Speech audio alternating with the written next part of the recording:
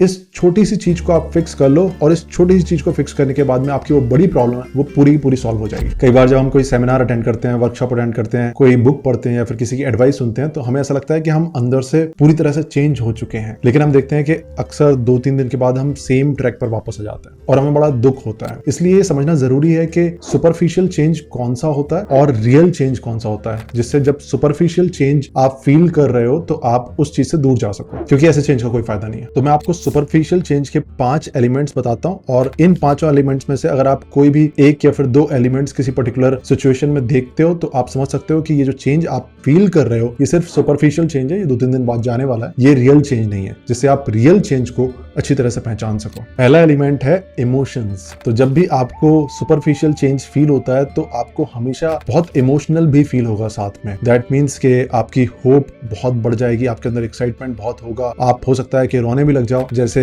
एक मूवी है 777 चार्ली जो कि डॉग्स के ऊपर है, उस मूवी को देखने के बाद में आप हो सकता है कि ये एहसास करने लग जाओ कि अब से आपको डॉग्स के लिए काम करना है, डॉग्स की सेवा करनी है। लेकिन यहाँ पर आपको पहचानना है कि क्या मेरे इमोशंस इस टाइम पर बहुत ज्यादा हाई हैं। अगर आप उस टाइम पर बहुत ज्यादा होपफुल हो, आपको रोना आ रहा है, आपको ऐसा लग रहा है कि अब बहुत जिंदगी चेंज होने वाली है, बहुत इमोशनल फील अगर आप कर रहे हो तो 100% ऐसा होगा कि ये जो इमोशंस हैं ये इमोशंस 2-3 दिन बाद आपके चले जाएंगे।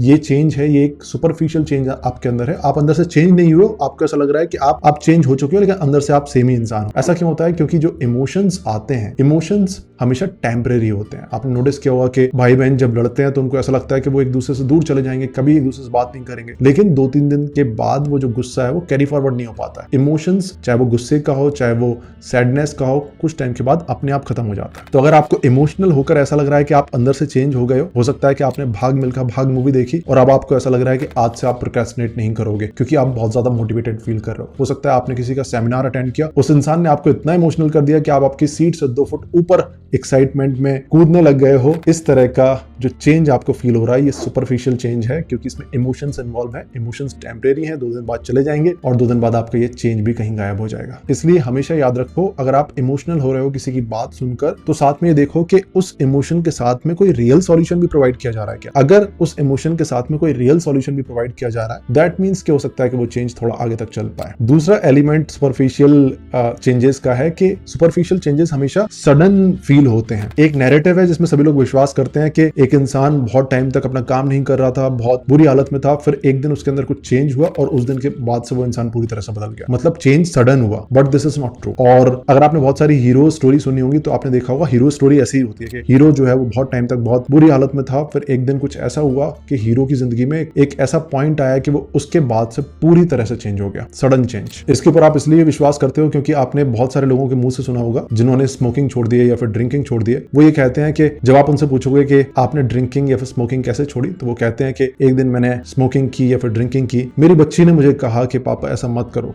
मैंने उसके चेहरे को देखा, उसके चेहरे को देखकर मुझे लगा कि आज के बाद मैं ये नहीं करूंगा। और वो दिन है और आज का दिन है, कभी घर में मैंने सिगरेट और ड्रिंक की बात तक नहीं की। जब आप ऐसी स्टोरी सुनते हो और मूवीज देखते हो तो आपको ऐसा लगने लग जाता है कि ये जो चेंजेस होते हैं ये सडन चेंजेस होते हैं कि एक दिन कुछ होगा और आप पूरी तरह से चेंज हो जाओगे, but this is not true. For example इस केस में जिसमें एक इंसान स्मोकिंग कर रहा था और उसने अचानक से छोड़ दी, हो सकता है कि उसने एक दिन छोड़ी होगी और उसके बाद कभी उसने मुड़ के नहीं देखा होगा। बट इसमें थोड़ा सा ट्विस्ट ये है कि उससे पहले भी उसकी बेटी ने या फिर उसके बच्चों ने, उसकी बीवी ने उसको बहुत बार ऐसा बोला होगा कि छोड़ दो, और उसने भी बहुत बार ट्राई किया होगा छोड़ने का। हो सकता है कुछ टाइम छोड़ भी दिया हो लेकिन वो बहुत बार वापस आया होगा। उसने बहुत बार कोशिश की होगी, वो बहुत बार फेल हुआ होगा। फिर एक दिन जब उसने छोड़ दी और उसके बाद में कभी नहीं पी, तो उसके बाद जब उसने वापस मुड़कर देखा तो उस मोमेंट को उसने डिफाइन करना स्टार्ट किया कि मेरी बेटी ने मुझे बोला। हो सकता है उसकी बेटी ने उसको उस टाइम बोला भी हो, लेकिन ये भी याद रखने वाली बात है कि उसकी बेटी ने उसके पहले भी उसको बहुत बार बोला था, उसने छोड़ने की कोशिश की थी लेकिन नहीं छोड़ पाया था। ये चेंज सडन चेंज नहीं है, ये चेंज बहुत बार कोशिश की गई थी इस चेंज को लाने की, लेकिन ये आ नहीं पाया था। और जब ये चेंज हो गया तो हम बैक स्टोरी जब इसकी सुन रहे हैं तो ऐसा लग रहा है कि ये सडन चेंज है। और हमें यहाँ पर यह भी याद रखने की जरूरत है कि जो मूवीज होती हैं, मूवीज में अगर चेंज को इस तरह से नहीं दिखाया जाएगा कि हीरो बहुत टाइम तक परेशान था या फिर अपना काम नहीं करता था, प्रोक्रेस्टिनेट करता था, फिर एक दिन अचानक से वो पूरी तरह से चेंज हो गया, तो वो स्टोरी सुनाने लायक स्टोरी नहीं बनेगी, क्योंकि उस स्टोरी को कोई नहीं सुनेगा। तो मूवी की, वेब सीरीज की ये डिमांड होती है कि उस स्टोरी को इस तरह से सुनाया जाए। सो ऑलवेज रिमेंबर, कोई भी परमानेंट चेंज या फिर रियल चेंज कभी भी सडन नहीं होता है, वो बहुत धीरे धीरे होता है। हो सकता है उसको होने में 6 महीने लगे, 3 महीने लगे, 1 साल लगे, 2 साल लगे, तीसरा जो एलिमेंट है सुपरफिशियल चेंजेस का, वो है complete transformation. That means one solution for all. किसी ने आपको एक चीज बताई और वो ये दावा कर रहा है कि ये एक चीज अगर आप अपनी जिंदगी में अप्लाई करोगे तो आप पूरी तरह से ट्रांसफॉर्म हो जाओगे, मतलब आपकी जिंदगी के सारे एरियाज ट्रांसफॉर्म हो जाएंगे। आप किसी बाबा के पास में गए और उसने आपको एक लाल पुड़िया में लौंग दी, इलायची दी और बोला कि इसको अगर आप नदी में बहा दोगे तो आपकी हेल्थ ठीक हो जाएगी। लेकिन साथ में आप यही पूछ लेते हो कि बच्चे का भी पेट दर्द रहता है और हस्बैंड का जो है बिजनेस भी ठीक से नहीं चल रहा है, तो इस पर वो बाबा जी बोलते हैं कि बस ये उपाय आप कर लो और इस उपाय करने के बाद में ये तीनों की तीनों प्रॉब्लम सॉल्व हो जाएंगे। सुपरफिशियल चेंजेस ऐसे दिखते हैं कि वो हर चीज सॉल्व कर देंगे, but this is not true.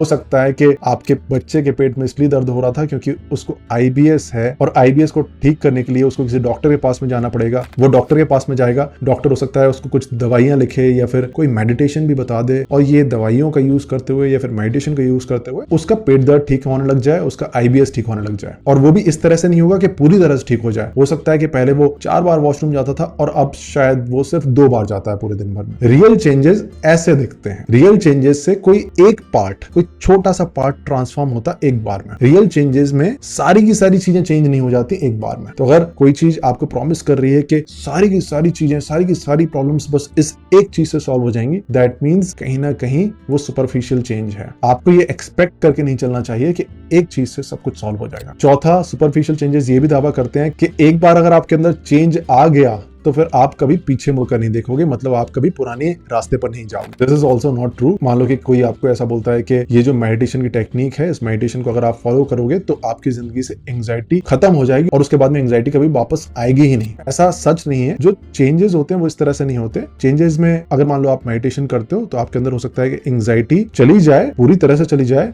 लेकिन इसका मतलब ये नहीं कि वो एंग्जाइटी कभी वापस नहीं आ सकती। हो सकता है कि आप अभी भी अपना मेडिटेशन कर रहे हो लेकिन किस दिन आप वापस उसी ट्रैक पर आ गए, कुछ दिन उस ट्रैक पर रहे और फिर वापस आपकी एंग्जाइटी चली गई। ये चलता रहता है, लेकिन फर्क बस इतना होगा कि पहले अगर आप पूरे दिन भर में 10 बार टेंशन ले रहे थे तो अब जब आप मेडिटेशन कर रहे हो तो पूरे दिन भर में हो सकता है कि बिल्कुल टेंशन ना लो या फिर 8 बार टेंशन लो, 6 बार टेंशन लो। अगर आप ओवरऑल एक ग्राफ देखोगे तो आप देखोगे कि आप इंप्रूव कर रहे हो, लेकिन कभी ऐसा नहीं होगा कि आप कभी पीछे मुड़कर नहीं देखोगे। हमेशा ऐसा होगा कि आप थोड़ा आगे बढ़े और हल्का सा पीछे गए, फिर थोड़ा और आगे बढ़े, फिर हल्का सा पीछे गए। तो इतना परफेक्ट नहीं होता है कि एक बार आप आगे गए तो कभी पीछे नहीं जाओगे। थोड़ा सा इम्परफेक्ट रहता है कि आप आगे गए, थोड़ा सा पीछे आए, थोड़ा आगे, थोड़ा पीछे आए। इसलिए मेरी कम्युनिटी में जब लोग 21 डे चैलेंज कर रहे होते हैं या फिर दूसरे चैलेंजेस कर रहे होते हैं तो कई बार वो एक्साइटेड होकर पूछते हैं कि 21 डे के बाद में क्या मैं पूरी तरह से चेंज हो जाऊंगा, कि क्या मैं कभी प्रोक्रास्टिनेट नहीं करूंगा। या फिर कई लोगों के साथ में ऐसा होता है कि जब वो 21 डे चैलेंज कंप्लीट कर लेते हैं तो उस पूरी जर्नी में और आगे भी वो बिल्कुल प्रोक्रास्टिनेट नहीं करते, लेकिन 2-3 महीने के बाद में ऐसा टाइम आता है कि वो प्रोक्रास्टिनेट करने लग जाते हैं और एक बड़ा सा गैप आ जाता है उनके काम में। उनको वहां पर डाउट होता है कि क्या कुछ गलत हो रहा है। वहां पर कुछ गलत नहीं हो रहा। मान लो कि आपने प्रोक्रास्टिनेशन को ओवरकम कर लिया, एक दिन जरूर ऐसा आएगा कि आप वापस प्रोक्रास्टिनेट करने लग जाओ, लेकिन वो पहले से बेटर सिचुएशन होगी। This is how real solutions work, this is how real changes look. Last element है कि सुपरफिशियल सॉल्यूशन हमेशा इजी दिखते हैं, कि आपको बस इतना छोटा सा काम करना है, उससे पूरी प्रॉब्लम सॉल्व हो जाएगी। मान लो कि अगर आप प्रोक्रास्टिनेट करते हो, आप फोकस नहीं कर पाते, तो आपने पोमोडोरो टेक्निक के बारे में सुना होगा। अब पोमोडोरो जो टेक्निक है कि आप 25 मिनट अपना काम करो और 25 मिनट के बाद आप 5 मिनट ब्रेक लो। जो टेक्निक है, ये जो